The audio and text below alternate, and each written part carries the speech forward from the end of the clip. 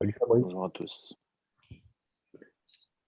Et faire notre petite prière d'ouverture en invoquant Dieu notre Père, créateur de toutes choses, et tous ces bons esprits qu'il nous envoie en permanence pour nous assister, nous aider sur notre parcours évolutif, dans notre apprentissage, dans notre travail de réforme morale pour devenir meilleur un peu plus chaque jour que la veille. Pour les remercier de cette occasion que nous avons aujourd'hui d'être réunis pour voir un peu plus loin. On voit aujourd'hui la pluralité des mondes habités, l'incarnation dans les différents mondes, qui nous donne une vision bien plus large que celle que l'humanité en général a de l'incarnation uniquement sur notre planète qui est la Terre. Nous les remercions donc encore une fois pour cette opportunité, en espérant que ces enseignements puissent nous aider dans notre travail de progrès. Et puis, c'est également aider les esprits qui peuvent être réunis dans nos domiciles respectifs ou ailleurs, en nous accompagnant ce soir ce matin pour ce cours. Voilà. Donc, je suppose que vous voyez mon écran. On est déjà le 29 mai. Donc, on va avoir aujourd'hui le troisième cours du module 6 qui parle de la pluralité des existences, après le module 5 qui parlait de réincarnation. Donc, ce sont des thèmes qui sont liés. Et donc, on avait vu effectivement toute la constitution de l'univers, le fluide cosmique universel, matière et esprit. Ensuite, on avait vu le développement de la vie sur la Terre, la progression entre le minéral, végétal, animal et humain. Et aujourd'hui, donc, on va voir la pluralité des mondes habités et l'incarnation dans les différents mondes. OK. Donc, voilà. On va voir quelles sont les différentes catégories de mondes habités. On va expliquer cette incarnation dans les différents mondes et on va montrer aussi où se situe la Terre dans ces différentes catégories de mondes habités. Et donc, la Terre a été, entre guillemets, qualifiée de monde d'expiation et d'épreuve, et qui correspond à un monde où l'évolution est relativement, un degré relativement bas encore. Donc, voilà, et c'est pour ça que la vie sur Terre n'est pas toujours facile. Il y a toujours son lot de souffrances, le lot de calamités naturelles ou créées par l'homme, comme on peut le voir. On a sur Terre un mélange d'esprits qui ont déjà acquis un certain degré d'évolution, d'autres qui sont encore plus bas. Et donc, c'est ce mélange qui fait que ça donne l'opportunité aux uns et aux autres d'apprendre et de progresser. Voilà. Et Alan Kardec, au sujet de la pluralité des mondes habités, il demande à la question 55, franchement aux esprits, tous les globes qui circulent dans l'espace sont-ils habités? Réponse des esprits. Oui, et l'homme de la terre est loin d'être, comme il le croit, le premier en intelligence, en bonté et en perfection. Donc là, on voit clairement, les esprits disent, il y a plusieurs mondes habités et la terre est loin d'être le meilleur. Voilà. Donc, c'est ce que les esprits nous disent dans cette question-là. Donc, ça veut dire quoi? Ça veut dire qu'il y a plusieurs mondes qui sont habités. Donc, ça ne veut pas dire que en envoyant nos caméras, nos robots et tout sur Mars, on va pouvoir filmer des petits bonhommes verts qui sont constitués comme nous d'un corps physique avec la même densité de matière et tout. Non, sur Mars, il peut très bien y avoir des colonies d'esprits qui y habitent, ou alors qui sont dans un père-esprit qui est peut-être dense, mais que nos caméras n'arrivent pas encore à détecter, puisque on parlait à l'instant de la matière noire ou de l'énergie noire de l'univers. D'après les théories d'aujourd'hui, qui sont certainement un peu défaillantes sur ces questions-là, on ne voit que 4% de la matière et de l'énergie de l'univers. Les 96% qui restent ont été baptisés de matière noire ou d'énergie noire. Donc, voilà, nos équations ne peuvent être vérifiées, disons, que par ce qu'on peut observer, ce qui ne représente que 4% de ce qui existe dans l'univers. Donc, c'est là où on voit un peu la fragilité de ces théories. Et donc, probablement, ce que dans le spiritisme, on appelle la semi-matière, donc le Père-Esprit, par exemple, hein, qui est matériel, mais d'une forme de matière moins dense que la matière tangible einsteinienne qu'on connaît sur la Terre, qui, elle, fait partie des 4%, hein, ainsi que les minéraux, les végétaux, enfin ce qu'on a vu. Les 96%, on ne sait pas trop ce qu'il y a dedans, mais on peut, en tant que spirit, supposer que effectivement tout ce qui est semi-matière, hein, donc comme le Père Esprit, fait partie de ces 4%. Si les théories qui énoncent tout cela sont exactes. Il reste encore à vérifier. Donc, les esprits disent clairement, oui, il y a plusieurs mondes qui sont habités. Voilà. Et la Terre, c'est loin d'être le premier en intelligence, en bonté et en perfection. Alors, en intelligence, on pourrait dire, ouais, bon, l'intelligence, c'est quand même beaucoup développé, etc. Par contre, la bonté, quand on voit tout ce qui se passe encore sur notre planète, on en est loin. Alors, ensuite, donc dans l'Évangile selon le spiritisme, hein, il y a un chapitre qui s'appelle Il y a plusieurs demeures dans la maison de mon Père. Hein, donc, ça reprend une citation de Jésus qui disait la même chose. Hein, plusieurs demeures dans la maison de mon Père, ça veut dire plusieurs mondes habités. Hein, la Terre n'est pas le seul hein, dans l'univers. Et donc là, Kardec nous dit que les divers mondes sont dans des conditions très différentes les unes des autres, quant au degré d'avancement ou d'infériorité de leurs habitants. Dans les mondes inférieurs, l'existence est toute matérielle, les passions règnent en souveraine, la vie morale est à peu près nulle. À mesure que celle-ci se développe, l'influence de la matière diminue, de telle sorte que, dans les mondes les plus avancés, la vie est pour ainsi dire toute spirituelle. Voilà ce que nous dit Kardec. Alors, il commence en parlant des mondes inférieurs. Donc, ici, nous, on peut aujourd'hui, alors c'était déjà un peu le cas à l'époque de Kardec, mais la paléontologie n'était pas développée aussi fortement qu'elle l'est aujourd'hui. On peut très bien se faire une image de ces mondes inférieurs ou primitifs, de ce qu'était la Terre il y a 10 000 ou quelques dizaines de milliers d'années, hein, avec l'homme des cavernes et tout. Donc, ce qu'il dit, l'existence est toute matérielle, les passions règnent en souveraine, la vie morale est à peu près nulle. Alors, est-ce que il y avait de la vie morale chez l'homme de Néandertal ou de Cro-Magnon? On ne sait pas. Hein. Enfin, d'après là encore, faut suivre les études qui sont faites là-dessus sur leurs mœurs, leurs coutumes et tout. Bon, c'était quand même la lutte pour la survie, les batailles, etc. Hein. Et c'est qu'il y a 70 000 ans à peu près que sont venues les toutes premières pratiques entre guillemets religieuses. Donc, on sent qu'il y a eu une première apparition donc, de vie morale il y a à peu près 70 000 ans sur la Terre. Hein.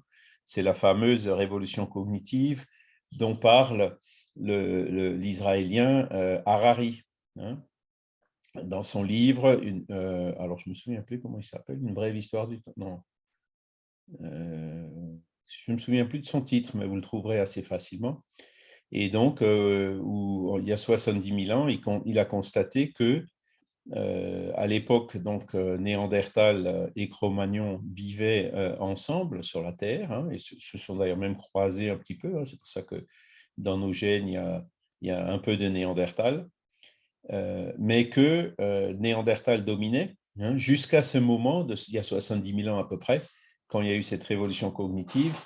Et là, en très peu de temps, donc en 1000 ans, donc 1000 ans sur 70 000, c'est rien du tout, hein, c'est une période très très courte, il y a eu une inversion, quoi. C'est-à-dire que Cro-Magnon s'est mis à dominer au point que il y a eu une extinction de Néandertal. Alors, quand on regarde les films, hein, qui essayent d'expliquer ça, il disait que Néandertal, il avait un problème dans ses gènes qui faisait qu'il y a une maladie qui a fait que qui a mené à son extinction, pardon. Donc, c'est une interprétation possible. Et l'interprétation des spirites, c'est de dire, à l'époque, il y a déjà eu une transmigration d'esprits, hein, donc qui sont venus d'un monde plus avancé que la Terre se réincarnait dans Cro-Magnon, qui était certainement le corps physique qui leur convenait le mieux pour le projet de développement donc, au niveau de la Terre. Et donc, Cro-Magnon a commencé à avoir des rituels, des pratiques religieuses. Ils se réunissaient.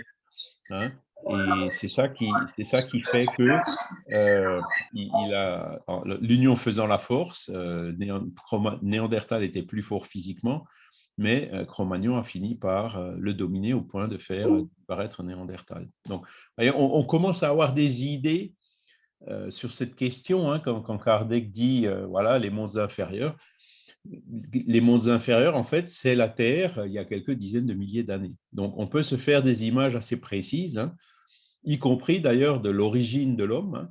Comment est-ce que c'est ce qu'on parlait un petit peu dans le dernier cours. Il y a Géraud qui est dans la liste d'attente, voilà, dans la salle d'attente.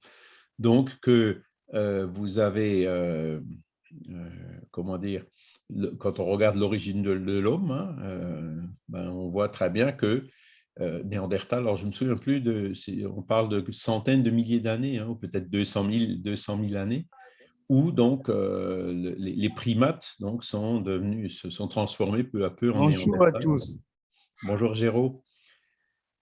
Et c'est là où on a donc une idée de la transition, de l'apparition de l'être humain sur la Terre. Hein. Là, la science, elle a bien avancé depuis l'époque de Kardec et on a beaucoup d'éléments explicatifs sur ce sujet. Voilà. Par contre, donc, dans le même paragraphe, il parle aussi dans les mondes plus avancés, où il dit « la vie est pour ainsi dire toute spirituelle ». Et ça, les esprits le disent, on en a déjà parlé la semaine dernière ou la semaine d'avant, quand on évolue, quand on a atteint un certain degré d'évolution, dans les mondes supérieurs, on peut encore se réincarner, mais dans des corps qui sont beaucoup plus légers que notre corps physique ici sur la Terre. Et après encore un autre degré d'évolution, les esprits n'ont plus besoin de se réincarner pour évoluer. D'accord?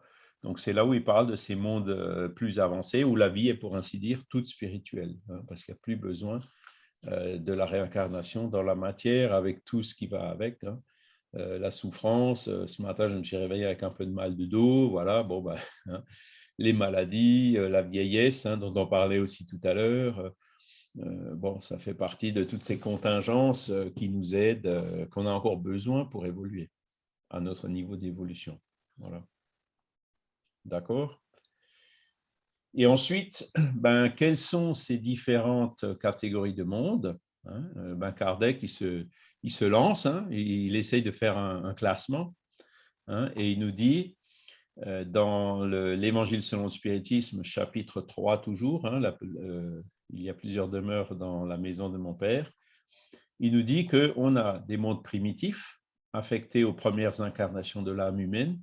Donc là, je vous rappelle, c'est la préhistoire sur la Terre qui nous donne une image de ces mondes primitifs.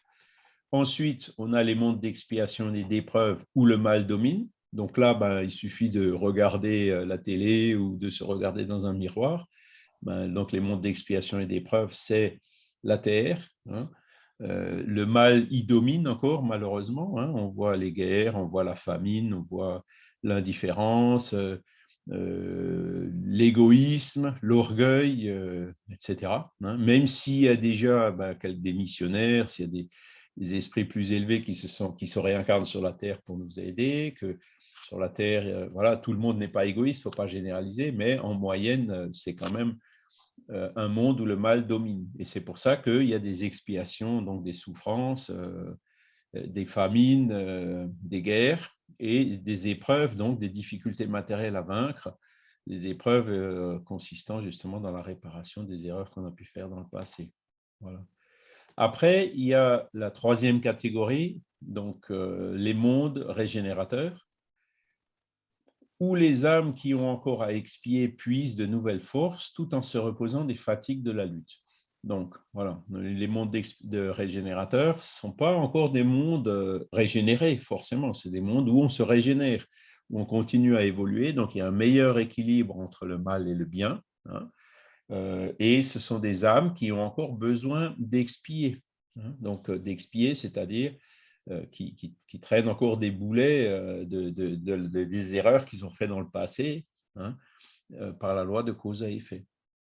Et donc ça, c'est cette transition dont on parle souvent de la Terre. Aujourd'hui, cette période de transition entre un monde d'expiation et d'épreuve et un monde de régénération, ben, elle a commencé, disons, il y a un ou deux siècles. Hein. Je pense que les esprits sont venus apporter ces enseignements du spiritisme à Kardec, hein, que Kardec a écrit, transcrit, consigné dans les livres, justement pour, ça peut être considéré comme un espèce de coup de départ, hein, de cette transition. Quand est-ce qu'on y sera? Ben, voilà, Kardec était un peu optimiste, il disait encore 2-3 générations. Moi, je suis un petit peu plus, aujourd'hui, les 2-3 générations sont déjà passées, on est toujours encore dans l'expiation et l'épreuve. Moi, je dirais 2-3 réincarnations. Vous voyez, les générations, en gros, c'est tous les 25-30 ans. Les réincarnations, c'est tous les 100 ans. Hein. Ça donne une échelle un petit peu différente. Hein. Donc, voilà, les plus optimistes disent non, dans quelques décennies, on y sera. Et les plus réalistes disent bon, ben, c'est peut-être 1 ou 2 siècles encore, quoi. Mais ce qui est sûr, c'est que on va y arriver, hein, dans ce monde de régénération. Et ça, le monde de régénération n'arrivera que lorsque nous, hein, les habitants de la Terre, on aura fait ce travail pour devenir meilleurs et pour chasser, pour réduire en nous cet orgueil et cet égoïsme qui est à la source de la majorité du mal qu'on voit sur notre planète. Fabrice? Oui, bonjour à tous. Pour parler de la fameuse date de la transition du monde d'épreuve et d'expression au monde de régénération, tu te souviens, Christophe, tu m'avais conseillé un livre qui parlait justement de ça, qui s'appelle La transition facile, je crois. Donc, je l'ai commandé, le livre, et je l'ai lu. Bon, il parle de 2057. C'est vrai que la date est un peu… J'ai un peu du mal à accrocher, Il quoi. va falloir se dépêcher. Hein. Parce qu'il y a encore du boulot à faire. Ouais. Je pense que, ouais, on est plus sur pas des décennies, mais peut-être même des siècles quand même. Enfin Mais bon, après, c'est un avis personnel, mais j'ai du mal à croire que 2057, c'est dans combien? C'est dans 30, un peu plus de 30 ans. J'ai du mal à croire qu'en 30 ans, le monde va changer à ce point. on y est déjà. On y est déjà. Le monde Ah, change déjà. oui, alors oui, En fait. oui, alors j'avais entendu dire, je ne sais plus si c'est suite à une émission, une conférence, ou qu'apparemment cette transition aurait déjà commencé 100 ans avant la parution du livre des esprits. C'est possible, ouais. Hein, dans les années 1700, 1760, Ouais. 1770. Siècle des Lumières, les révolutions, les luttes Oui, pour la oui, liberté, oui, oui, les oui. fins de l'esclavage. Il y a plein de choses. Hein. Il n'y a pas que le spiritisme. Hein. Tout à fait. Donc, C'est tout un ensemble de choses. ça fait déjà 3 siècles. Hein, ça fait déjà 3 siècles. Donc, on peut considérer qu'on en a encore pour On quelques siècles. s'imagine que ça va changer comme ça du jour au lendemain. Tout. Non, non, ça change Non, non. très On, doucement. Très, Et très, très, très. comme David Charles, 200-300 ans, à mon avis, on Ah, verra tout, vraiment un gros tout, changement. on tout doit à être au fait. milieu, hein, de la Oui, On est transition. au milieu. Alors, soyons optimistes, on va dire on est au milieu. Quoi. tout Hein. à fait. Apparemment, les esprits disent, enfin, dans les différentes lectures que je peux faire à droite à gauche, ils disent que ça se fait lentement. Hein. C'est ceux qui sont voués au mal, bon, meurent, ne reviendront plus, mais il faut quand même attendre l'arrivée de nouveaux esprits qui sont plus tournés vers le bien pour que cette transition se fasse, mais vraiment lentement, lentement, lentement. C'est pas en l'espace de 30 ou 40 ans que tout va changer, quoi. Hein. Et Donc, puis, c'est les bons esprits qui tiennent le potentiomètre, hein, si j'ose dire comme ça. Parce oui, que oui. après, bon, si on a fait beaucoup de bêtises, qu'on est mort, qu'on est dans le monde spirituel et qu'on cherche à se réincarner, mais qu'on traîne encore beaucoup de boulets, eh ben, on va dire hey, je voudrais revenir sur la Terre. Et puis, on va dire ben, non, non. Ou alors peut-être ça se passe de façon plus naturelle, du genre l'affinité avec les fluides, etc. Mais tant qu'il y aura encore tout ce mal sur la terre, eh ben, ces esprits-là pourront revenir ici et puis ça durera. Hein, Oui, vous tout à fait. voyez et après, pareil, il y a aussi le robinet, le potentiomètre plutôt, des esprits qui viennent d'autres planètes plus évoluées, hein, donc qui viennent d'un monde de régénération qui, lui, passe au degré suivant et donc qui sont un peu en retard par rapport à cette transition-là, mais on avance sur nous et qui viennent ici pour nous aider. Donc, selon le flux de ceux qui viennent et de ceux qui partent, hein, s'il est plus grand, ça peut effectivement aller beaucoup plus vite. Ah oui. Mais après, bon, si je me mets dans la situation d'un esprit imparfait qui est un petit peu à la limite, ben, je vais tout faire pour essayer de revenir ici. Et les esprits ne vont pas contre le libre arbitre, hein, ils ne vont pas dire non et ils vont peut-être quand même laisser venir. Tu vois ce que je veux Ouais, dire? Donc, il en faut pour tout le monde, quoi. ouais, mais On ne va pas se placer en juge pour dire, allez, toi, tu dégages. non, non, non, non, mais Hein. ils ont, enfin, je veux dire, ils ont quand même tendance à dire que les esprits qui n'ont pas saisi leur chance, justement, de progresser, ne pourront plus venir. Ne pourront Oui, plus ben venir. voilà. C'est terminé pour eux, ils ont eu leur possibilité, et c'est fini, quoi. Donc maintenant, soit ils vont dans un autre monde, soit ils reviennent effectivement. C'est un peu l'histoire enfin, comment dire, le jugement dernier. Hein. Oui, Donc, oui, mais bon, après, oui, euh, il faut nuancer ça un petit peu, en oui, tenant compte des ça lois fait. de liberté. Et c'est clair que, si tu veux, un esprit mauvais qui veut se réincarner sur la Terre, il trouvera un lieu, une famille où il y aura les affinités. Hein, tu vois ce que je veux dire? Oui, Et oui, donc, il oui, oui, pourra venir. Tu vois? oui, S'il veut oui, vraiment venir, il viendra. Hein. oui, mais Je pense que les bons esprits ne lui interdiront pas. Hein, oui, à partir du moment où enfin, je sais pas, à partir du moment où il ne va pas. Comment dirais-je, où il va contribuer justement à l'élévation morale de l'humanité d'une façon générale, mais enfin, je sais pas, s'il persiste dans l'imperfection, dans la basse moralité ou même dans le crime, ouais. je suis pas sûr qu'il. Enfin, voilà. Ben, il décroche quelque part, si tu veux. À partir du moment où les vibrations de la Terre augmentent, Oui, eh ben, il décroche. Et quelque il part, n'est il ne plus, pourra plus revenir. il n'est plus en Hein, phase avec. Non, non, il ce n'est plus sera en phase. trop haut, une marche trop haute, et donc Tout, il tout à sera fait. recueilli par d'autres esprits en groupe, et puis ils iront, comme je dis souvent, peindre des mains sur les parois des cavernes. Hein. Tout à fait. Ça fait penser un petit peu à cette réaction chimique quand on met un petit colorant dans un liquide incolore et tout doucement le liquide en lui-même change de couleur jusqu'à prendre la coloration du colorant qu'on a rajouté, quoi. C'est C'est un ça, peu ouais. ça, ça se fait tout Il y a un doucement. moment où le basculement se fait. Voilà, tout à fait. Tout à fait. Mais ça prend Christophe? du temps.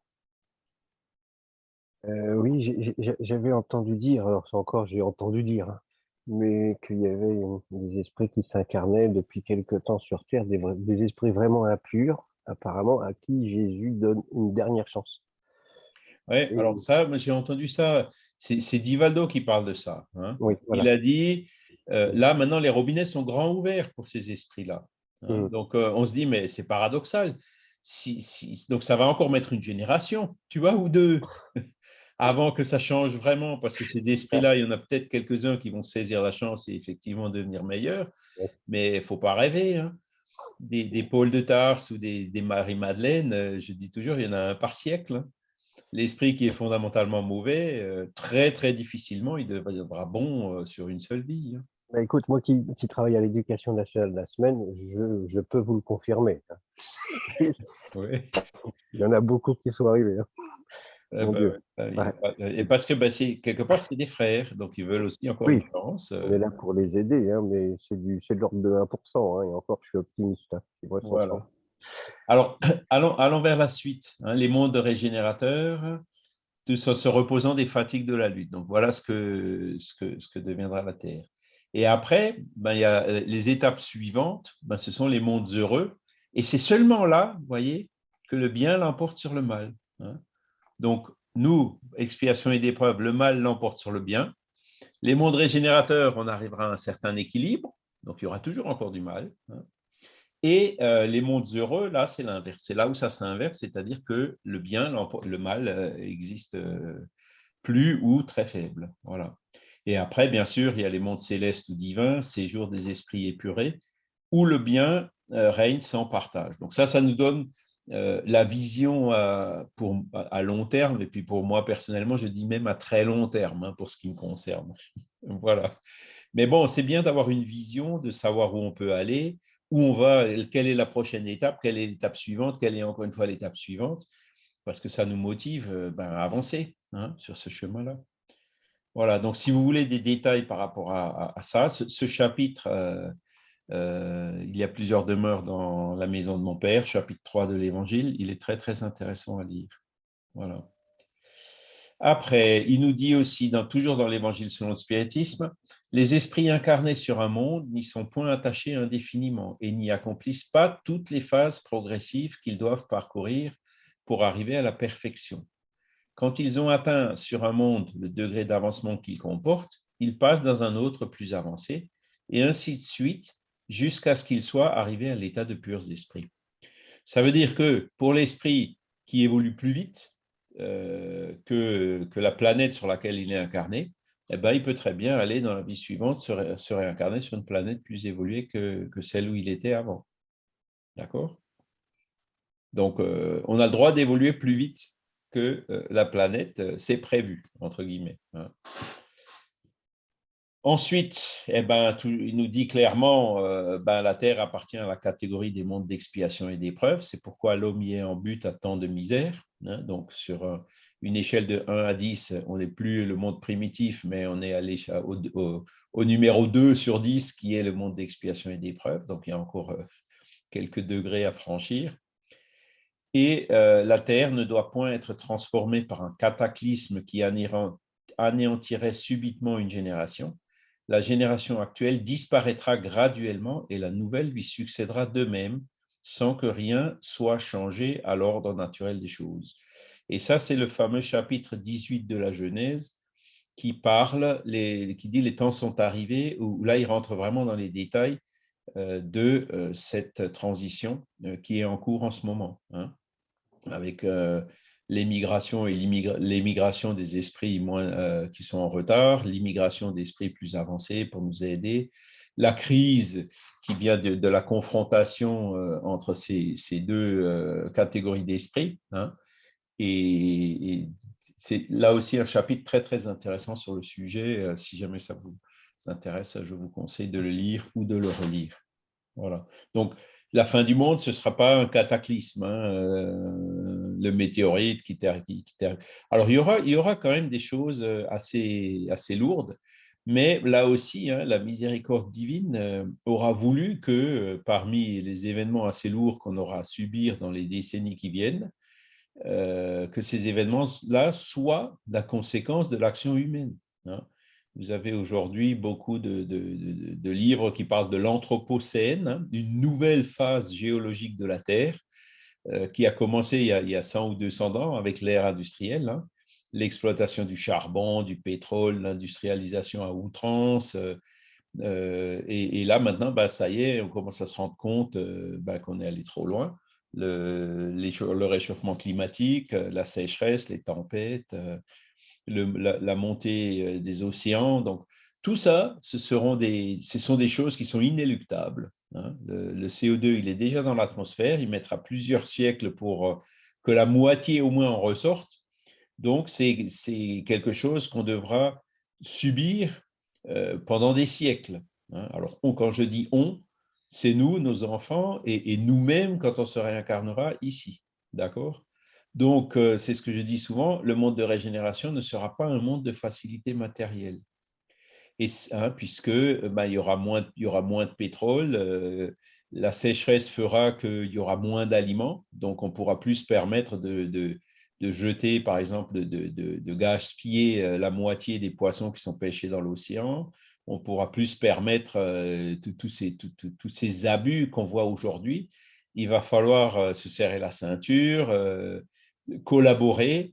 Il y aura des régions du monde qui sont inhabitables. Voyez ce qui se passe au Pakistan en ce moment.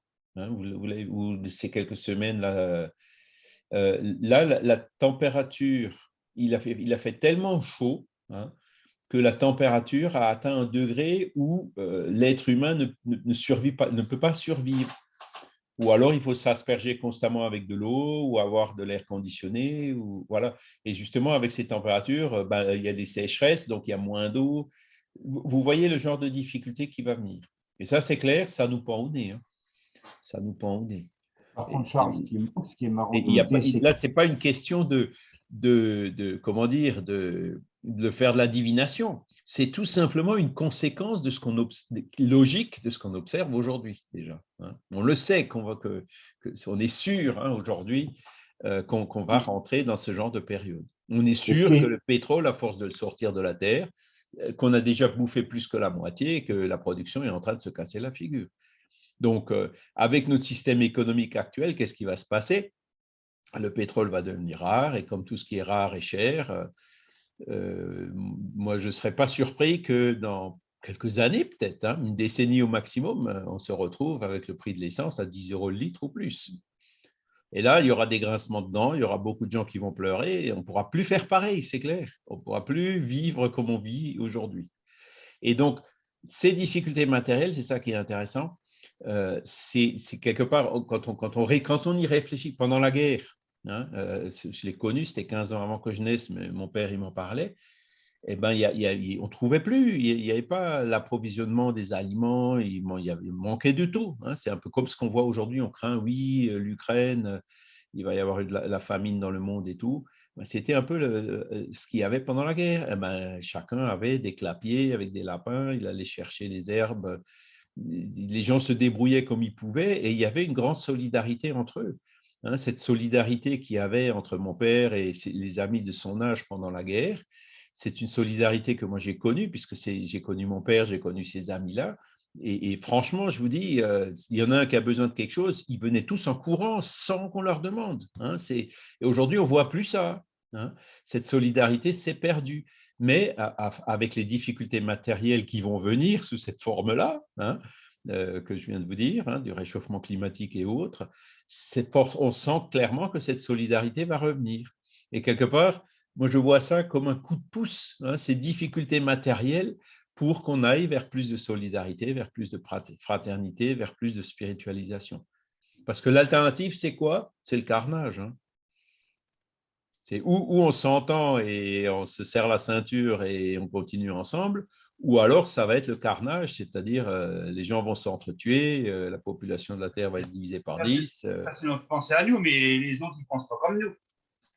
C'est ça, voilà. Donc, qu'est-ce qui finalement, in fine, arrivera? On ne sait pas. Nous, on va quand même rester optimiste en disant que c'est le monde de régénération qui vient, hein, on en est sûr, hein, c'est marqué là. Hein, et que donc, même après, il y aura certainement un peu des deux. Hein. Il y aura parce que le jour où, parce que des Pakistanais, je ne sais plus combien il y en a, mais ils sont à 100 millions, quelque chose comme ça. Le jour où ils ne pourront plus vivre dans leur pays et qu'ils voudront aller un peu plus vers le nord, eh ben, ouais, voilà. Hein, ça ne va pas se faire. 100 millions de personnes, là, on a 3-4 millions d'Ukrainiens. Pour l'instant, il n'y a pas trop de problèmes, mais 100 millions et que les Pakistanais. Après, vous avez d'autres. Il y a 2 ou 3 milliards d'humains qui habitent dans des régions qui seront plus vivables à cause de l'augmentation de la température et qui vont chercher à bouger, à émigrer, à aller ailleurs. Alors, à votre avis, est-ce que ça va se passer en douceur? Il y aura certainement des heurts ici ou là. Mais Charles, c'est dans ces pays, c'est dans les pays, comment dire, c'est les premiers signes de ces difficultés-là apparaissent dans des pays qui finalement ne sont pas véritablement responsables du réchauffement climatique. Non? Je serais tenté de dire que c'est pas dans ces pays-là, c'est pas ces pays-là qui polluent le plus, d'accord? Et c'est ces pays-là qui payent la note. Enfin, en premier, parce que je pense qu'on va tous tout doucement y arriver, mais je sais Oui, pas. mais autant il y a la pluralité des mondes habités, autant les esprits qui sont réincarnés dans ces pays-là, ça peut très bien être des Français, ou tu vois ce que je veux dire. Oui. Moi, je vois ça à notre Personne ne échelle. souffre de façon injuste. Oui, tout à fait. Tu vois, personne ne souffre de façon injuste sur la Terre. Hein, et voilà. Donc ça, c'est les points généraux. Hein. Est-ce que vous avez d'autres questions à ce stade ou sinon, on passe à la suite. Ouais, j'en ai une petite, moi. Ouais. Ils mettent que les mondes heureux, le bien l'emporte sur le mal. À ce niveau-là, le mal, c'est quoi? C'est, je sais pas, moi, des petites cachotteries, Ouais. tu vois, de mauvaises pensées, voilà. D'accord. Ce sera plus des crimes ou Mm. des choses comme ça, quoi. D'accord. Hein, enfin, c'est comme ça que je le vois. Voilà. Donc, il n'y aura pas de cataclysme genre fin du monde, etc. Mais il y aura des transformations profondes et qui aujourd'hui, et ça c'est la grande nouveauté de ces 10 dernières années, hein, rappelez-vous les premières COP, ouais, non, personne n'y croyait. Encore là, récemment, vous avez certains individus, notamment hommes politiques, qui n'y croient pas, qui nient encore ce réchauffement climatique. Mais ça fait de plus en plus l'unanimité. Hein, et donc là, on sait très bien où on va. Hein. Oui, mais on aura toujours des phénomènes comme cela, cataclysmes, tout ça, les inondations et tout. Nous, on est obligé d'évoluer aussi, mais la Terre aussi doit évoluer. Ben, les inondations, les tempêtes, hein, ce qu'on a vu Oui, en Belgique et en Allemagne l'année dernière, c'est le résultat du réchauffement climatique. Hein, si vous voulez, qu'est-ce qui se passe quand vous avez du CO2 dans l'atmosphère, hein, il y a l'effet de serre qui se fait. Donc, en bas, dans les basses couches, la température augmente. En haut, comme ça réfléchit au lieu d'absorber, ben, les températures diminuent. Et donc, vous avez des très grosses différences de température entre la haute atmosphère et la basse atmosphère. C'est ça qui crée des tempêtes, des ouragans, des cumulonimbus, des cyclones, des typhons. Ça vient de ces grosses différences de température. Et on sait très bien que avec l'effet de serre, cette différence de température augmente. Et donc, vous voyez, regardez, bon, là, on est au mois de mai. Hein, c'est pas encore, et encore, moi, je peux pas trop me plaindre parce que chez nous, bon, il a quand même plu un peu au mois d'avril et tout. Mais quand on va dans le sud de la France, tout est déjà hyper sec. Des rivières qui étaient pratiquement jamais à sec sont à sec. Et ça, c'est le début. Hein, ça va être de plus en plus comme ça. On va mais, passer de l'extrême chaud à l'extrême froid. Autant on avait 35 degrés l'après-midi il y a 3 jours, autant la nuit il fait 5 degrés maintenant. Vous oui, voyez, mais 30 degrés d'écart, c'est immense. si on réfléchit bien, il y a bien une cause. Mais est-ce que la cause, elle est de l'homme? Oui, c'est Sûr? pas. Ah oui, oui, oui. C'est pas. Alors, qu'il y a des variations de température au long des siècles, hein, des aires de glaciation. C'est pareil quand je me promène dans les vallées vosgiennes. Les vallées, il y a 10 000 ans, il y avait de la glace, il y avait des glaciers. Hein, on voit encore les moraines frontales, les cailloux qui sont arrondis par le frottement du glacier qui était là pendant des siècles. Hein. Donc, il y a eu des périodes froides, et ça coïncide toujours encore avec ces 10 000 ans. Quoi. Il y a 10 000 ans aussi, la banquise, c'est-à-dire la glace polaire, l'hiver, elle descendait jusqu'à Bordeaux. Et de Bordeaux, hein, les hommes préhistoriques de l'époque pouvaient traverser sur la banquise pour aller jusqu'en Virginie aux États-Unis. Et ça a été prouvé puisqu'ils ont retrouvé les mêmes vestiges archéologiques, donc les mêmes techniques et objets, etc., à Bordeaux et en Virginie. Et ils se sont toujours demandé comment ça se faisait, comment ils pouvaient traverser. Eh ben, ils traversaient par la banquise en mangeant du phoque ou en pêchant du poisson. On ne pourrait pas penser que l'axe de la Terre aurait bougé? Ben, l'axe de la Terre, il bouge. Hein, donc ça, c'est effectivement Donc, la cause est phénomène alors. Alors, ces phénomènes à long terme, en fait, quand vous regardez les études scientifiques qui sont faites, hein, avec la précession des équinoxes, donc c'est l'axe de la Terre qui tourne sur un angle je ne sais plus exactement, mais c'est de l'ordre de 21 degrés. Hein, c'est comme une toupie, hein, l'axe tourne. Hein, et donc, vous avez des moments où, comment dire, par exemple, l'hémisphère nord, il est du côté opposé du Soleil, donc il fera forcément un peu plus froid. Et l'hémisphère sud, il sera plus proche, donc il fera moins froid là-bas. Et puis, au bout de, c'est 28 000 ans, je crois, donc au bout de 14 000 ans, c'est l'inverse. C'est-à-dire, et c'est ce qu'il y en a en ce moment, l'hémisphère nord, il est plutôt vers le soleil, et l'hémisphère sud est plutôt à l'opposé du soleil. C'est pour ça qu'en Antarctique, il fait encore relativement froid. Hein. Et ensuite, vous avez un autre effet qui est la Terre tourne autour du Soleil sous la forme d'une ellipse, une trajectoire elliptique, et cette trajectoire aussi, elle bouge avec le temps. Et donc, quand vous mettez tout ça ensemble, eh ben, vous arrivez à des chauds-froids, à des oscillations qui sont naturelles. Et quand on observe ça sur 100 000, 200 ou 300 000 ans, eh ben, ça coïncide presque entièrement avec ces variations qui sont purement géométriques. Après, vous avez aussi des variations de l'activité du Soleil hein, qui peuvent osciller un peu, qui peuvent être plus ou moins fortes. Mais aujourd'hui, ce qui se passe, c'est que clairement, quand on regarde ces courbes qu'on observe déjà il y a 100 ou 200 000 ans, hein, et qu'on l'extrapole aujourd'hui, on voit que la courbe, elle devrait être comme ça. Et en réalité, qu'est-ce qui se passe hein? Au lieu de descendre, elle monte brutalement en 100 ans. Et cette montée brutale, elle est proportionnelle quand on mesure la teneur en dioxyde de carbone dans l'atmosphère. On se rend compte que c'est proportionnel à ça. Et donc, ça a commencé au XVIIIe siècle, XIXe siècle, avec l'industrialisation, les hauts fourneaux, l'acierie, la combustion du charbon, tout ce qui produit donc du CO2 et qu'en ce moment, donc avec l'activité humaine, c'est même en train de s'accélérer encore plus. Donc, il y a les phénomènes naturels qui sont bien, les variations naturelles qui sont bien connues, mais ce qui se passe aujourd'hui, ce n'est plus une variation naturelle. C'est clairement une accélération, donc ça représente 3-4 degrés à la fin du siècle, où on croit encore qu'on va rester à 2,5 degrés, hein, si on s'arrête vraiment fortement maintenant de consommer comme on consomme. Hein, et à la fin du siècle, mais le plus probable, ce sera un réchauffement de 3 degrés en 2100. Hein. Et donc, avec un réchauffement de 3 degrés, ces 3 degrés, clairement, ne viennent pas de ces variations naturelles, ça vient de l'homme, de l'activité humaine. Donc, la science aujourd'hui arrive bien à séparer ce qui est naturel de ce qui vient de l'activité de l'homme.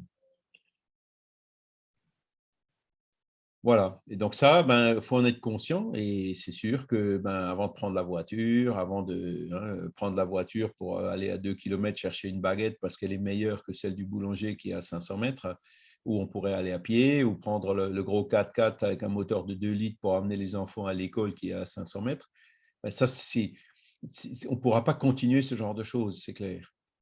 Ou alors les personnes, alors c'est là où c'est un peu plus difficile parce qu'il y a des personnes qui ont vraiment besoin de la voiture. Alors, en dehors des bus, des taxis ou autres, les gens qui, par exemple, travaillent à 100 km de leur domicile, ce sont des situations qui seront de plus en plus difficiles parce que, voilà, économiquement, c'est clair que tout ce qui est rare, hein, si le combustible est rare, il va devenir cher. En plus des taxes pour le CO2 et tout qui peuvent venir. Donc voilà, et le mode de régénération, quelque part, il faut voir ça. Aujourd'hui, la conscience qu'on a que cet état de fait, ça vient de nous, hein, que c'est une conséquence de ces abus qu'on a aujourd'hui, parce que je pense que personne d'entre vous ne niera qu'aujourd'hui, on en fait trop, que bon, c'est bien de prendre l'avion pour aller dans l'hémisphère sud, aux Seychelles, passer une semaine de vacances et tout, mais ça fait partie des trucs voilà, regardez qu'est-ce que ça consomme, qu'est-ce que les avions, l'énergie qui est dépensée, etc. Ce sont des choses qui, à mon sens, bientôt ne seront plus possibles et sur lesquelles il va falloir tirer un trait, quoi. Il va falloir vivre plus sobrement. Hein, et moi, j'ai la chance inouïe d'avoir un peu connu ça. Hein, ma grand-mère, qui consommait 10 fois moins d'énergie que moi, hein, avec son poêle à bois sur lequel elle faisait la cuisine. Elle chauffait de l'eau pour mettre dans la bouillotte dans son lit 1 ou 2 heures avant de dormir parce que dans sa chambre, il n'y avait pas de chauffage, il faisait 10 degrés hein, en hiver. Hein. Et donc, voilà comment vivait ma grand-mère. Donc, je l'ai vu. Hein. Donc, si demain je devais vivre comme ça, ça ne me choquerait pas. Par contre, mon fils, qui lui, il n'a pas connu ces périodes-là, ce sera un peu plus difficile. Hein. Voilà. Je considère que beaucoup de choses sont acquises. Non, il y a des choses qu'on fait aujourd'hui qu'on abuse un peu et qu'on ne pourra plus abuser comme ça demain, c'est clair.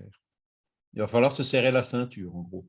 Et ça ira dans le sens du monde de régénération, de la solidarité et de la fraternité. Du moins, je l'espère.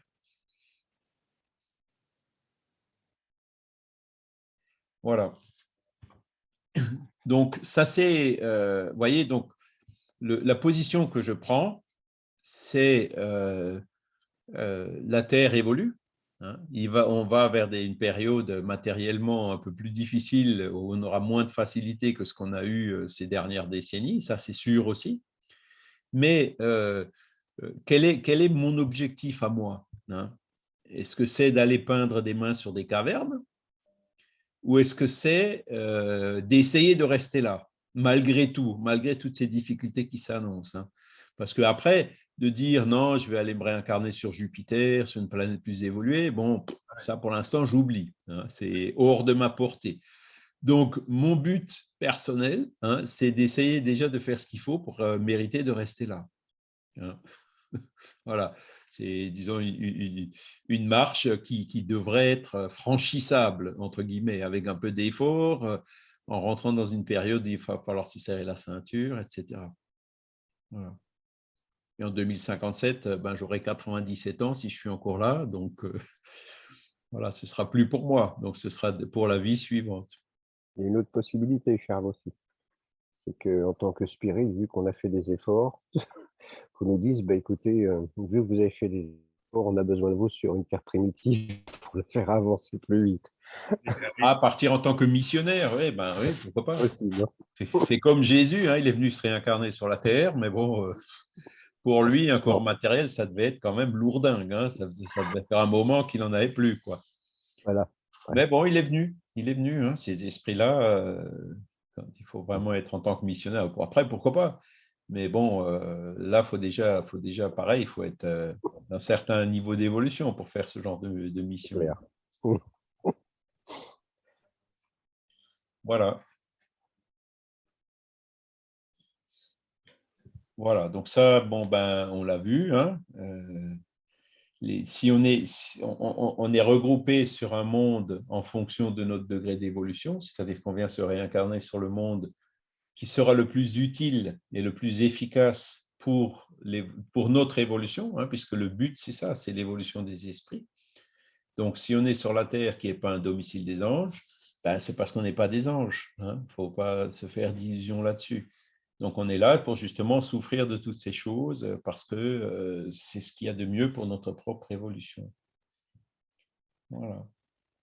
Et puis après, ben, aujourd'hui, il y a des recherches qui ont avancé aussi sur les exoplanètes, hein. On en a trouvé plusieurs centaines déjà. Et puis là, ils ont trouvé un système d'automatique où je ne sais pas s'il y en a déjà des milliers ou bientôt il y en aura des milliers ou des dizaines de milliers. Et dans ces planètes-là, il y en a plusieurs qui ont des conditions très proches de celles de la Terre, où il peut y avoir de l'eau, etc. Le problème, c'est que c'est l'étoile la plus proche du Soleil, si je me rappelle bien, c'est, je ne sais plus, Alpha du Centaure ou quelque chose comme ça, ou Sirius, qui est à déjà 3-4 années-lumière. Hein. Donc, pour y aller, c'est pas... Hein, pour aller voir si vraiment envoyer une sonde là-bas, ça mettra plusieurs décennies. Mais c'est clair que la science aujourd'hui avance et la probabilité, vue d'un point de vue scientifique, qu'il y ait de la vie sur d'autres planètes que la Terre, elle est extrêmement élevée. Voilà. Donc Jésus nous a dit, il y a plusieurs demeures dans la maison de mon Père. Donc c'est ça, hein, la maison de mon Père, c'est l'univers. Les différentes demeures sont les mondes qui circulent dans l'espace infini et offrent aux esprits incarnés des séjours appropriés à leur avancement. Voilà, tout est dit. Hein. Voilà, les esprits sont dans différentes catégories, ça on l'a vu aussi, les mondes intermédiaires avec le mélange du bien et du mal, voilà. Les mondes régénérateurs, ça on l'a aussi vu, les mondes heureux, voilà.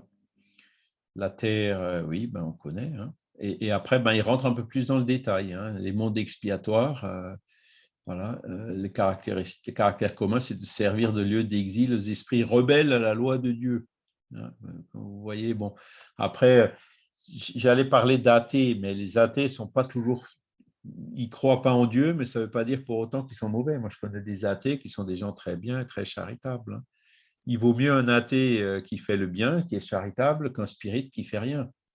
Hein, vous voyez ce que je veux dire?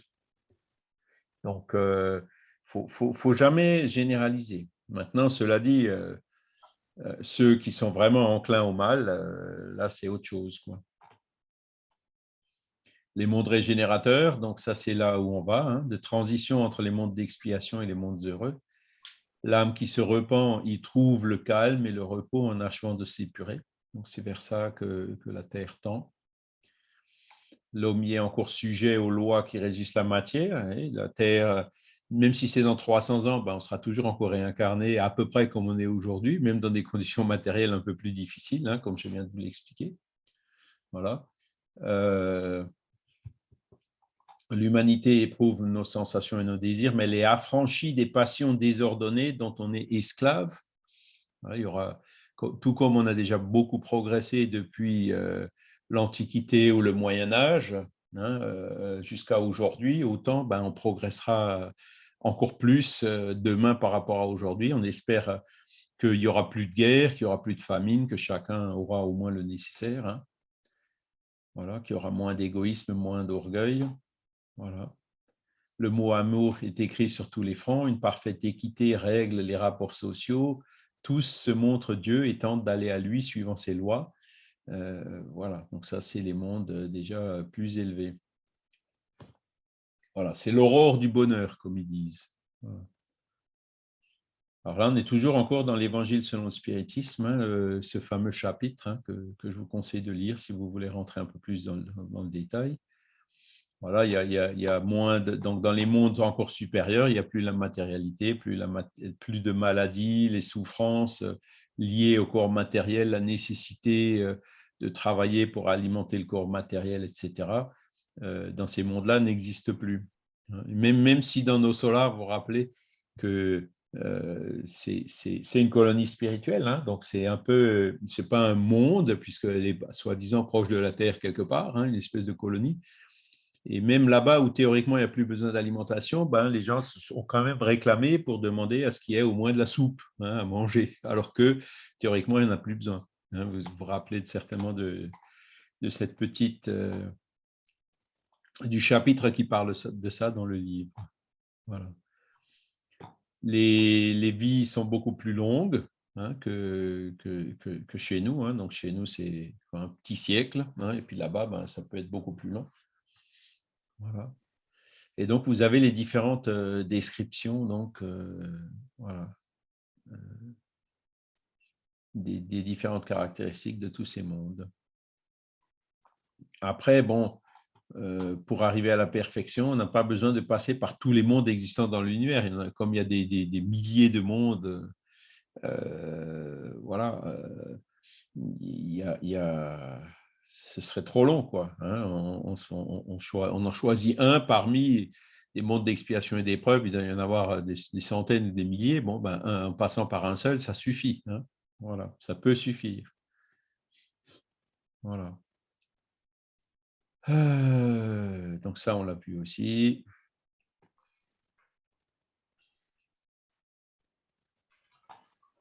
Voilà. Alors, dans l'intervalle de leurs existences corporelles, les esprits sont à l'état d'ératicité et composent la population spirituelle ambiante du globe. Par les morts et les naissances, ces deux populations se déversent incessamment l'une dans l'autre. Hein, donc, les esprits qui se réincarnent, les esprits qui se désincarnent. Hein. Et donc, ces esprits qui sont attachés à la Terre ben, restent en général assez proches de la Terre. Hein. Nos solars, c'est proche de la Terre, les différentes colonies spirituelles. Hein. Passent un séjour là-bas, font quelques missions, comme on le voit dans les livres d'André Louis, puis finissent par se réincarner ici sur la Terre. Même si André Louis, il est allé voir sa mère, qui, elle, pour le coup, était ailleurs, hein, sur une planète beaucoup plus évoluée. D'accord ? Mais voilà, les esprits restent en général attachés près de la planète qui correspond justement à leurs besoins d'évolution. Voilà.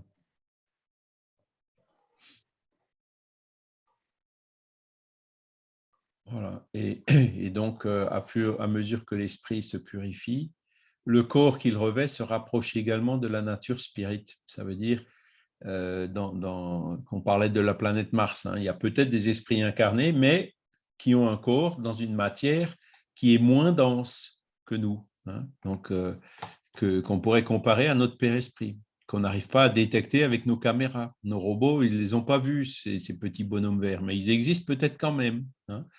ils sont peut-être semi-matériels, hein, ils sont peut-être plus évolués que nous, et au lieu de ramper péniblement à la surface du sol, ben, ils ont peut-être déjà des facultés de voliter ou des choses comme ça, hein, comme on le voit toujours dans nos solars. Voilà. Tous les mondes sont soumis à la loi du progrès, hein, donc la Terre progresse, mais tous les autres mondes y progressent aussi. Après, vous avez des nouveaux mondes qui se forment ici ou là dans l'univers et qui finissent, où la vie apparaît peu à peu, comme elle est apparue peu à peu sur la Terre, hein, au long de qui a 4,5 milliards d'années d'existence. Voilà. Voilà. Il est un peu long le texte, mais bon, voilà, ça donne toutes ces informations. Hein.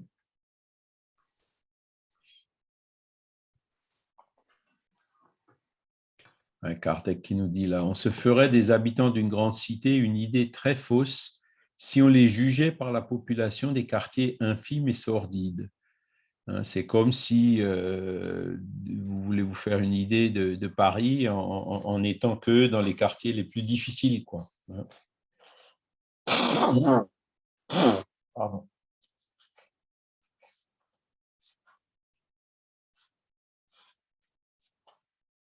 Voilà. Dans un hospice, quand on va dans un hôpital, hein, on ne voit que des malades ou des estropiés. Dans un bagne, ben, on voit des prisonniers. Ce n'est pas les esprits les plus évolués qui sont dans un bagne. Hein. Voilà. Et donc, la Terre, c'est un petit peu comme un faubourg, hein, un hospice, un pénitencier par rapport à l'univers. Et c'est pour ça que sur la Terre, on voit ben, toutes ces choses encore difficiles dans l'humanité, notamment cette guerre qui est en train de se produire. Voilà. Alors, il y a l'intelligence qui s'est quand même développée sur la Terre, hein, donc c'est pour ça que c'est plus un monde primitif. Regardez la technologie qu'on a. On peut se parler en direct d'un côté à l'autre du monde. On a quand même développé beaucoup de choses. Hein. Mais donc, de ces outils-là, il faut essayer de les utiliser pour le bien et pas pour le mal, quoi. Hein. L'intelligence, malheureusement, est utilisée pour faire des bombes. Qu'est-ce que j'ai vu là? Des missiles hypersoniques maintenant. Hein. Voilà, on t'envoie une bombe atomique à des vitesses où c'est absolument pas interceptable. Voilà, ben, il paraît que les Russes, les Chinois, les Américains ou d'autres ont déjà ce genre de joujou. Bon, qu'est-ce qu'on peut faire? Ils vont l'utiliser, ils vont nous balancer. Bon, ok, ça peut-être comment dire, tchernobyliser l'endroit ou la ville où la bombe elle est tombée. Hein. On n'est pas à l'abri de ce genre de truc. Hein. Avec cette intelligence qui se développe et donc qui est malheureusement utilisée pour le mal. Hein. Vous voyez, on en est encore loin hein, de la destruction Il y a eu des traités de réduction d'armes nucléaires et tout ça. Hein. Il y a des traités qui veulent interdire les mines, mais chaque fois que je regarde, là, autant là en Ukraine que ailleurs, ben, on voit qu'en fait, ils ont encore mis des mines partout et les mines, ben, après, ce sont des enfants, etc., qui vont en souffrir. Donc, vous voyez, l'intelligence qui est trop développée par rapport à la moralité, à quoi ça peut mener. Hein. Donc, c'est le plus urgent sur la Terre maintenant, c'est de développer la moralité, que les gens utilisent leur intelligence pour le bien. Voilà. Est-ce que vous avez des questions encore?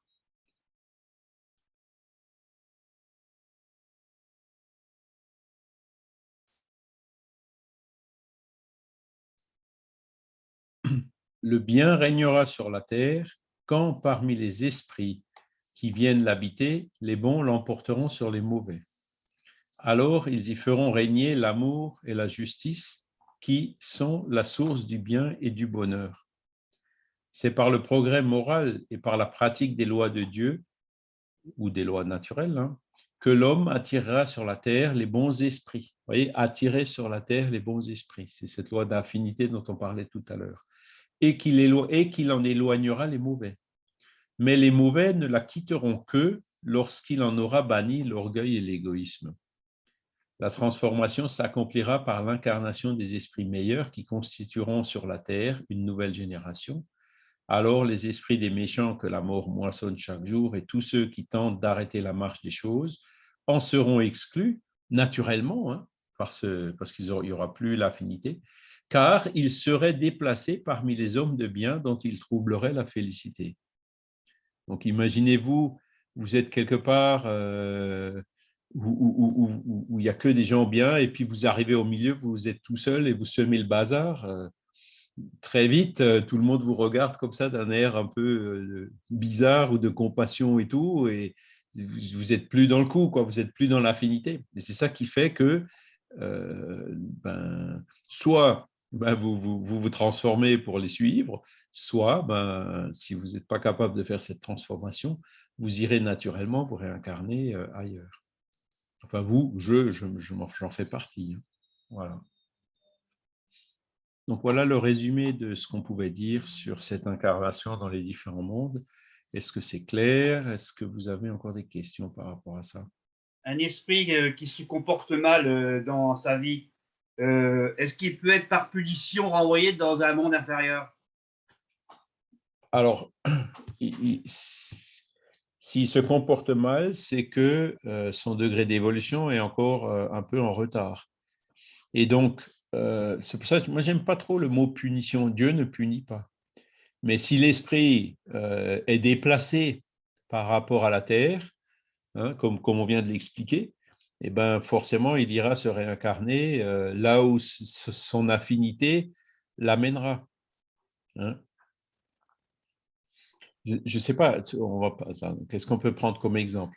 Une personne qui aime bien l'ambiance d'un bistrot avec l'odeur de tabac, bon, je sais que ça n'existe plus aujourd'hui, ou l'odeur d'alcool, etc. Est-ce que vous croyez qu'il restera longtemps dans un endroit où les gens sont tous sobres, prennent des choses frugales? Il ne se sentira pas à l'aise, il ne restera pas longtemps. Il ira chercher un autre bistrot. C'est comme ça, en fait, la loi d'affinité. Mais il peut choisir un monde inférieur pour poursuivre une mission, faire une mission. Oui, ça c'est, si vous voulez, les esprits, ces fameux esprits qui sont venus de Capella sur la Terre, la fameuse race adamique, c'est un peu ça. Hein. C'était des esprits qui étaient intelligents, donc ceux qui ont fait les pyramides, les Védas, la philosophie, la culture grecque, atlante et autres, hein, romaine, qui sont venus d'une planète avec leur intelligence sur la Terre pour faire sortir l'homme des cavernes, en gros. Hein. Et certainement, depuis, ils sont aussi évolués en moralité, ils sont peut-être retournés dans ces planètes-là. Hein. Mais donc, voilà, quand un esprit part de la Terre, même avec déjà un certain degré d'intelligence, et qui va vers un monde qui est plus primitif, hein, un monde primitif en transition vers un monde d'expiation et d'épreuve, c'est clair qu'il va y être en mission pour y apporter son intelligence, sa science. Et bon, il ne sera pas bon, mais il arrivera dans un milieu où les gens seront encore plus, entre guillemets, primitifs que lui, hein, et donc il les aidera à avancer. Donc, s'il échoue plusieurs fois sa mission, il recommencera plusieurs fois. Il restera sur cette autre planète, ouais. Jusqu'au moment où lui-même aura évolué suffisamment pour pouvoir prétendre revenir dans un monde de la catégorie supérieure.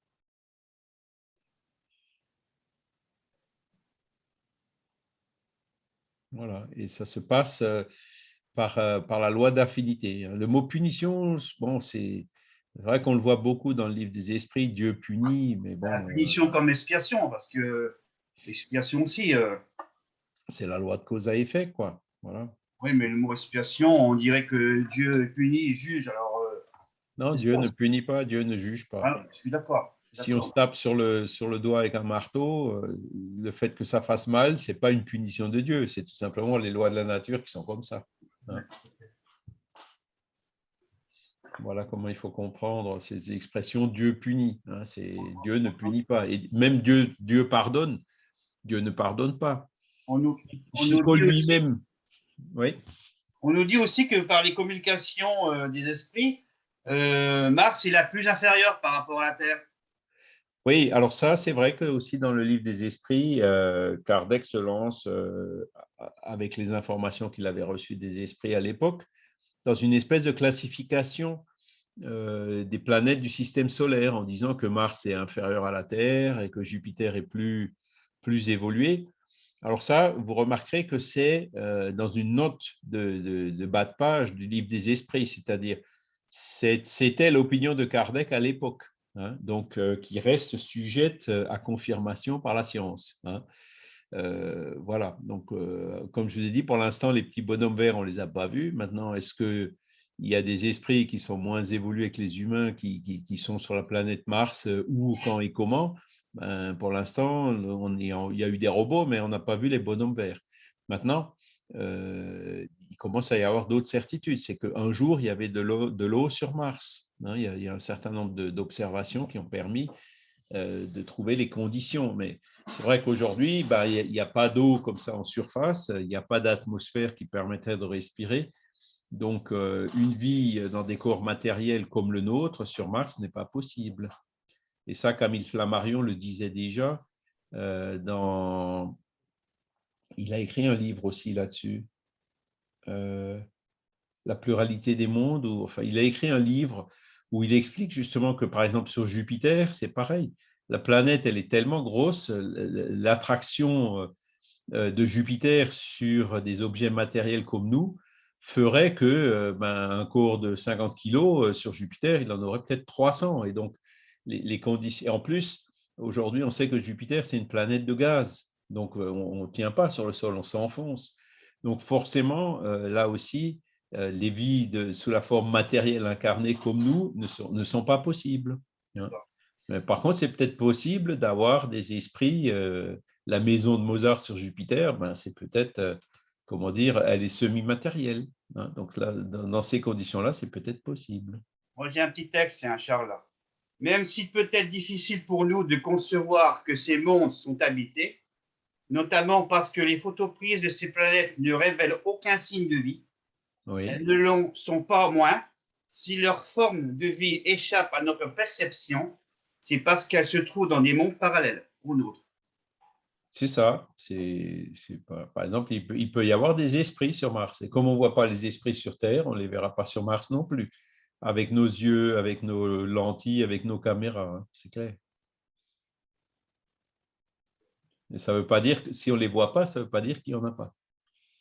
C'est comme le raisonnement qu'on fait. Hein, le chirurgien qui, sous son scalpel, a dit « j'ai jamais trouvé l'âme, donc elle n'existe pas », ben, c'est un raisonnement qui est faux. Ce n'est pas parce qu'il n'a pas trouvé qu'elle n'existe pas. Voilà.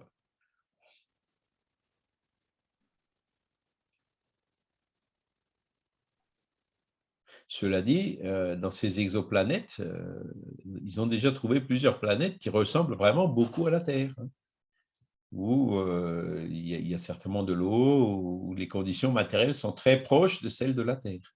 Et ça, évidemment, Flammarion, il ne l'avait pas à l'époque. Hein. Il ne parlait pas beaucoup d'exoplanètes. Elles n'ont pas, en tout cas, été observées et détectées comme on peut le faire aujourd'hui.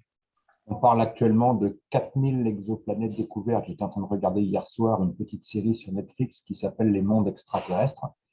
Et donc, oui, on parle de 4000 exoplanètes découvertes à ce jour. Mais ils estiment à des millions. Ils partent du principe qu'il y a une planète par étoile. Oui, pratiquement, oui. Donc, en moyenne. Hein, ouais. Ça représente des millions et des millions et des millions. Enfin, voilà. Ouais. Enfin, une planète par étoile qui a les conditions de la Terre. Parce qu'après, certainement au niveau du Soleil, il y en a plusieurs des planètes. Au niveau des autres étoiles, il y en a aussi plusieurs.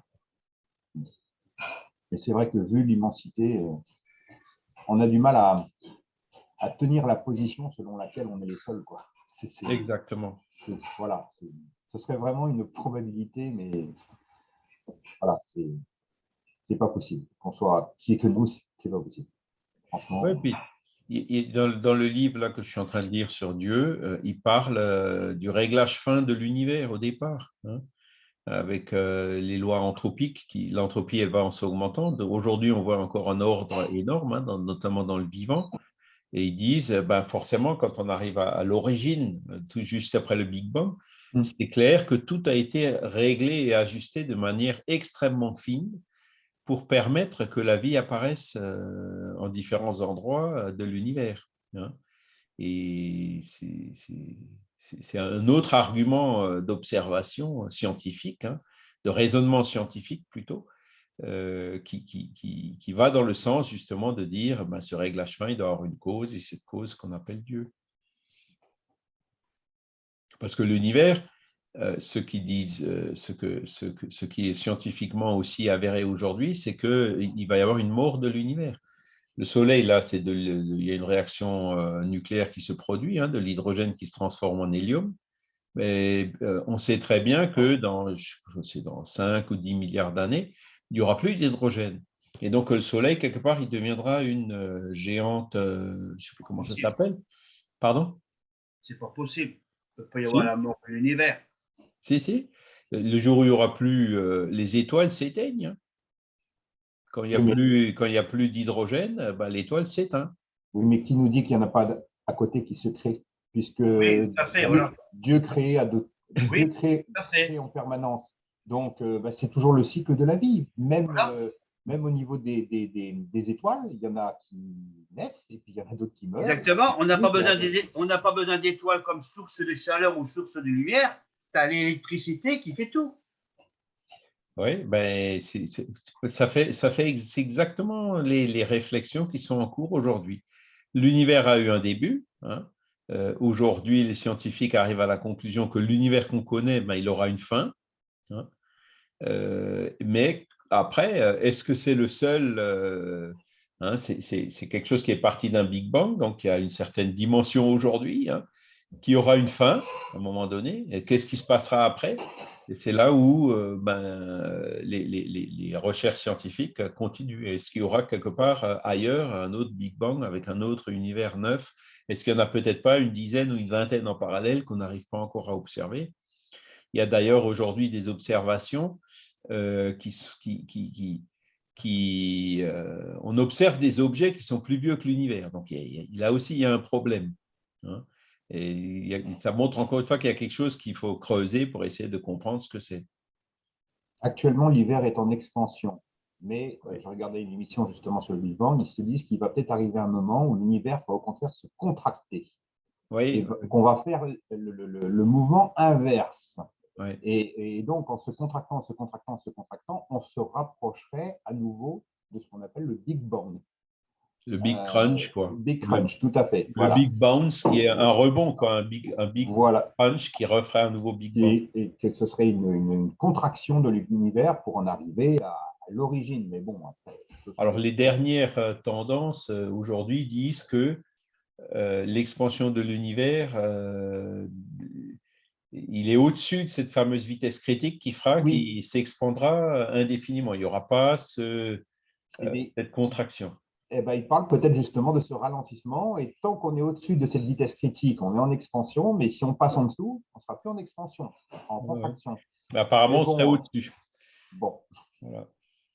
Bon, après ça…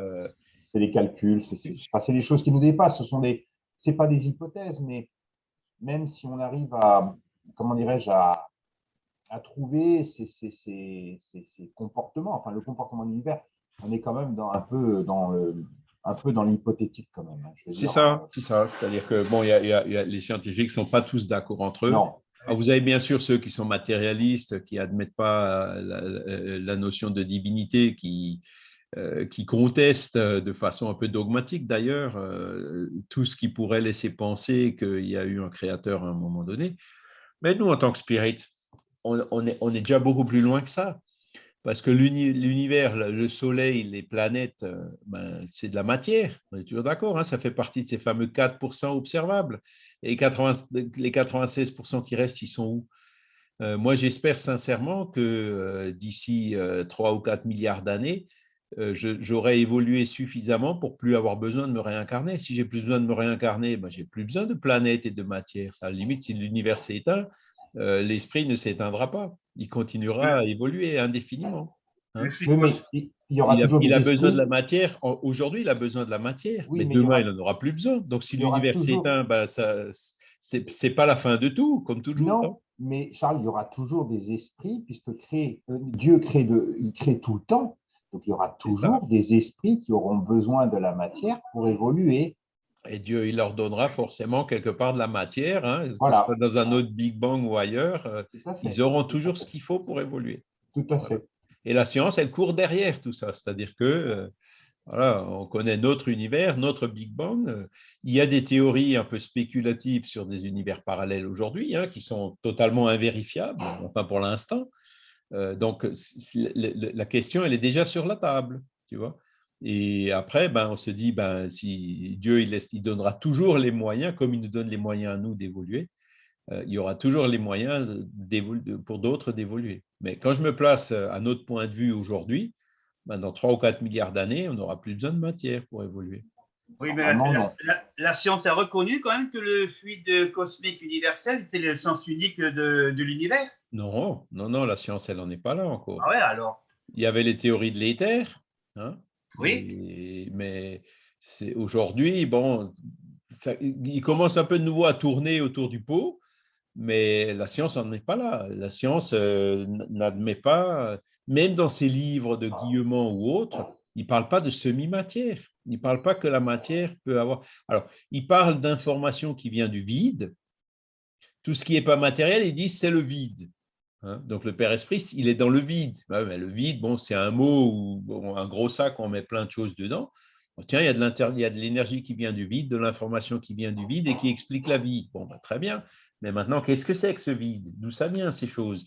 Et c'est là où les esprits ont frappé un grand coup, quoi. Et Kardec, en disant, ben, il y a la semi-matière, il y a les esprits, il y a l'esprit, il y a la matière, comme on l'a vu il y a 15 jours. Et donc, la matière, c'est de loin pas la seule composante de l'univers et c'est aussi de loin pas la plus importante et la plus pérenne. Mais Donc, en fait, on a une vision qui est beaucoup plus large. La science, elle en est encore loin. Charles, depuis Kardec, depuis Léon Denis, on n'a pas reçu de nouvelles, comment dirais-je, de nouvelles informations, de nouveaux enseignements, justement, de la part du monde spirituel sur ce qu'est notre univers. On a l'impression que depuis la fin du 19e siècle, on n'a plus rien. On n'a plus d'informations, on n'a plus d'enseignements. Ben, On doit faire avec ce qu'on nous a donné depuis Kardec et depuis Léon Denis. Et depuis, La à part, moralité. à part La les livres d'Ivaldo Franco, mais bon, il y a Chico aussi, ils ont ramené pas mal de choses. Hein. oui, Mais mais après, moi, je te répondrai, regarde, ce que Kardec, il a parlé du Père Esprit. oui, La science, elle n'a pas encore compris le Père non, Esprit. Pourquoi non, veux-tu qu'ils aillent plus loin si même cette première étape, elle n'a pas encore été comprise? oui, Je oui, rigole un peu, mais c'est oui, ça, oui, quoi. oui, oui, oui, Il n'y a c'est pas que vrai. ça, il y a la On moralité en aussi. sait déjà beaucoup, voire Avant. même, on est quoi, 0,4% des humains qui sont spirites et qui ont étudié et compris ça, tu vois. Ouais, c'est vrai. Oui, oui, tout à Donc, fait. voilà, il y a de la marge, tu vois, avant de venir nous apporter d'autres trucs. Ouais, c'est Non, sûr. par contre, ce Ouais. qui serait intéressant, c'est que la science, ou que les esprits plutôt, inspirent les scientifiques pour que la science avance dans Dans ce domaine. l'observation de cette semi-matière.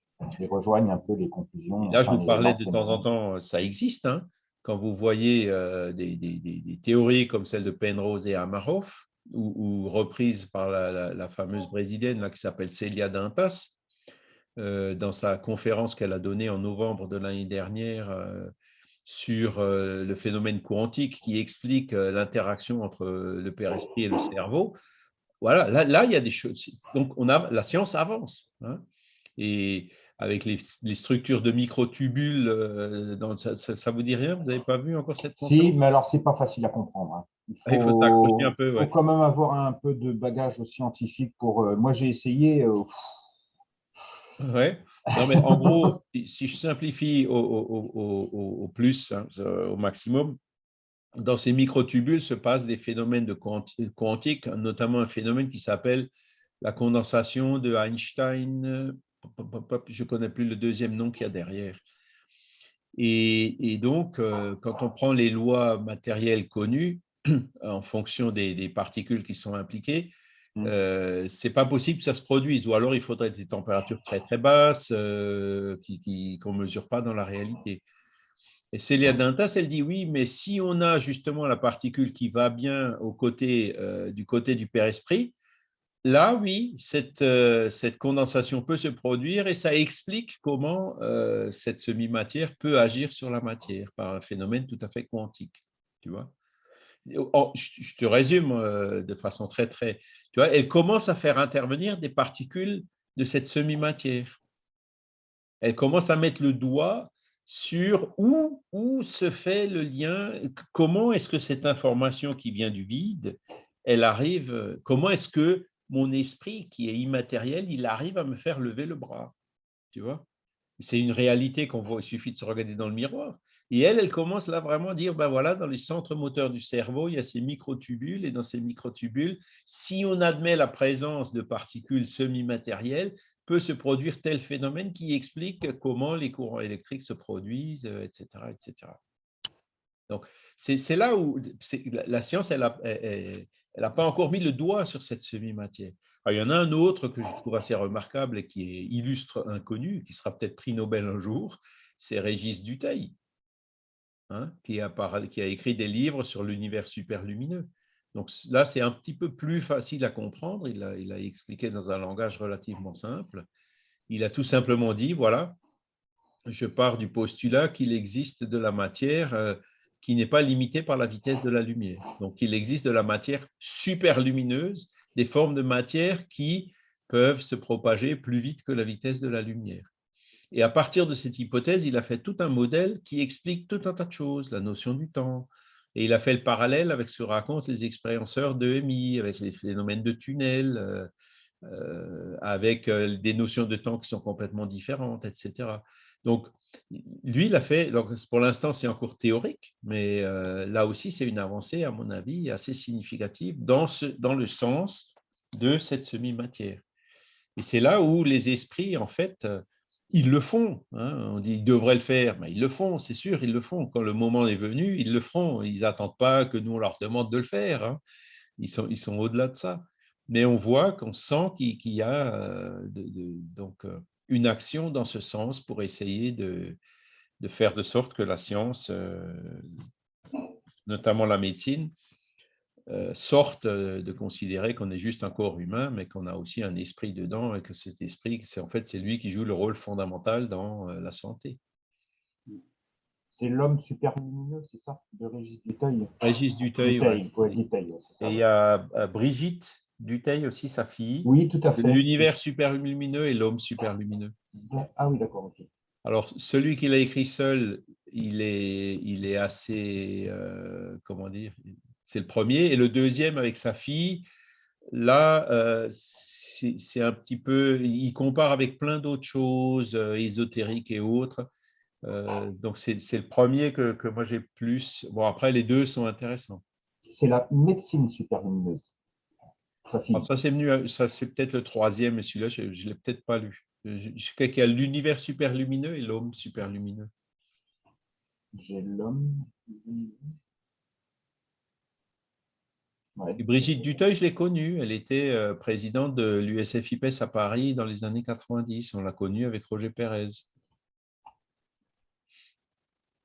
D'accord. Voilà. Et donc, Régis Dutheil, en fait, il a un autre livre, une thèse avec toutes les équations dedans. Alors là, par contre, je suis plus capable de suivre. Hein, donc, mais notre frère Jérémy, là, qui est un doctorat en physique, il est rentré dedans et il dit oui, ça tient tout à fait la route. Voilà. Mais pour l'instant, voilà, ça n'a pas été reconnu par le reste de la science. Ce sont des études qui sont restées malheureusement inexploitées ou sous-exploitées. Voilà. Écoutez, il est déjà 9h30, hein, je crois qu'on va s'arrêter là pour aujourd'hui. C'est un sujet inépuisable, hein, mais voilà.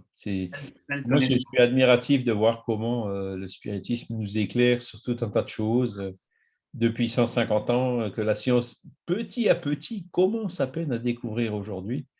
Mais voilà, espérons que le paradigme changera et que la science se penchera plus sérieusement sur toutes ces questions spiritualistes. Et là, à tous les coups, les esprits seront là pour donner un coup de main, ça c'est évident.